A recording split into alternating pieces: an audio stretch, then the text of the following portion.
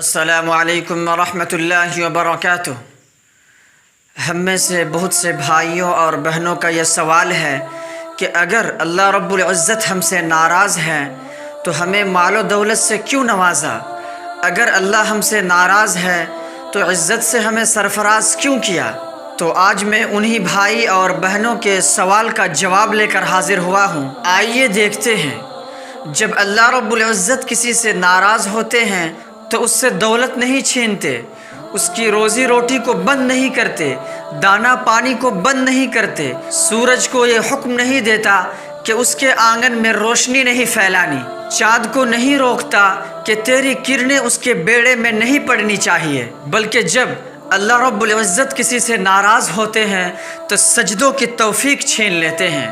اگر سجدوں کی توفیق چھن گئی تو سمجھ جائیے کہ اللہ ناراض ہیں۔ اگر سجدوں کی توفیق نصیب ہو جائے تو پھر سمجھ جائیے کہ اللہ راضی ہے اور خوش ہے۔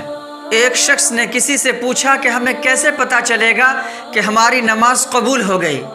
تو اس نے کیا ہی بہترین اور خوب جواب دیا کہ اگر ایک نماز کے بعد دوسری نماز نصیب ہو گئی تو سمجھ جانا کہ پہلی نماز قبول ہو گئی۔ تو سجدوں کا نصیب ہونا یہ اللہ کی رضا اور خوشنودی کی دلیل ہے، اور سجدوں کی توفیق کا چھن جانا یہ اللہ کی ناراضگی کی دلیل ہے۔ اے میرے بھائی اور اے میری بہن، ہم خود اپنا جائزہ لیں کہ ہم کس موڑ پہ کھڑے ہیں۔ دیکھیے، دولت تو کفار کو بھی ملتا ہے۔ اللہ رب العزت دولت اسے بھی دیتے ہیں جس سے راضی ہیں، اور اسے بھی دیتے ہیں جس سے ناراض ہیں، لیکن سجدوں کی توفیق صرف اسی کو دیتا ہے جس سے اللہ راضی ہے اور خوش ہے۔ تو پنج گانا نماز شعار زندگی بنا لیجئے۔ قیامت کے دن بے نمازی اس صف میں کھڑا ہوگا جس صف میں نمرود، حامان، قارون اور فرعون کھڑا ہوگا۔ بھلا آپ مجھے بتائیے کہ کیا ہم میں سے کوئی شخص یہ گوارا کرتا ہے کہ ہم قیامت کے دن اس صف میں کھڑے کر دیے جائیں جہاں دشمنان خدا کھڑے ہوں؟ جب حشر کے دن حکم ہوگا کہ سجدہ کرو، تو آج کوئی بندہ نماز پڑھے یا نہ پڑھے اس دن سارے لوگ سجدہ ریز ہونا چاہیں گے، لیکن بے نمازی کی کمر اکڑ جائے گا، وہ تمنا کرنے کے باوجود بھی سجدہ نہیں کر پائیں گے۔ آپ اگر قرآن کے اوراق کو پلٹ کر دیکھیں گے تو آپ کو معلوم ہوگا کہ جب قیامت کے دن کچھ لوگ جہنم میں دھکیلے جا رہے ہوں گے تو کچھ لوگ ان سے پوچھیں گے، ما سلککم فی سقر، تمہیں کیا ہو گیا، تم جہنم میں جا رہے ہو؟ تو وہ جواب میں کہیں گے، لم نک من المصلین، ہم نماز نہیں پڑھتے تھے۔ سب سے پہلا حساب جو بندے سے لیا جائے گا وہ نماز کا لیا جائے گا۔ ہم ذرا سوچیں کہ فجر کے وقت چڑیا بھی اپنے رب کی تسبیح بولتی ہے، حشرات الارض یعنی کیڑے مکوڑے وہ بھی اپنے بلوں سے نکل کر رب کے تقدیس کے ترانے پڑھ رہے ہوتے ہیں، جنگلات میں درندے، چرندے، پرندے سب کے سب اپنے رب کی پاکیزگی کی گیت پڑھ رہے ہوتے ہیں، اور ہم اشرف المخلوقات کھراٹے لے کر سکون کی نیند سو رہے ہوتے ہیں۔ اس سے بڑی بدنصیبی اور کیا ہو سکتی ہے؟